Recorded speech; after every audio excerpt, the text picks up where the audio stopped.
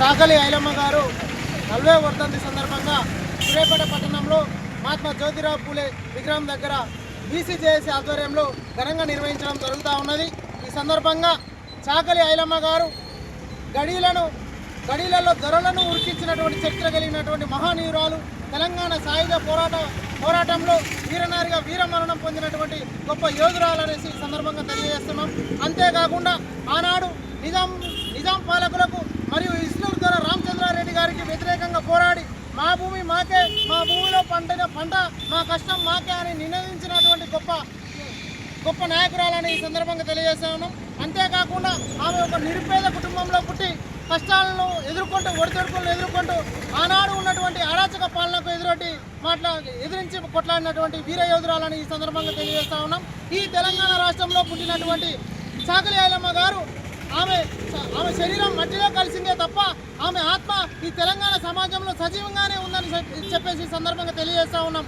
కేవలం వర్ధంతి జయంతిను దండలేసి చేతులు దులుపుకోకుండా ఆమె ఏదైతే స్ఫూర్తిని ముందు తరాలకు అందించిందో, మా భూమి మా పంట మాకేనని, మేమెంతో మాకంతేనని, ఏ హక్కులు కూడా ఊరికే ఎవరు కూడా మనం పోరాటం చేసి కష్టపడి సాధించుకుంటేనే మన హక్కులు మనకు వస్తాయని చెప్పేసి తెలిపినటువంటి చరిత్ర కలిగినటువంటి యోధురాలు అనేసి ఈ సందర్భంగా తెలియజేస్తూ, అదేవిధంగా ఈ లోకంలో ఉన్నటువంటి మహిళా మనులకు ఆమె ఎంతో స్ఫూర్తిదాయకంగా ప్రతి పల్లెలో ప్రతి పొలంలో ఆమె యొక్క చరిత్ర కలిగి ఉన్నది ఈ రాష్ట్రంలోని ఈ సందర్భంగా తెలియజేస్తూ, ప్రతి రైతు కళ్ళల్లో ఆనందం చూడడమే ఆనాడు ఆమె చేసినటువంటి ఉద్యమ స్ఫూర్తి అని ఈ సందర్భంగా తెలియజేస్తాను.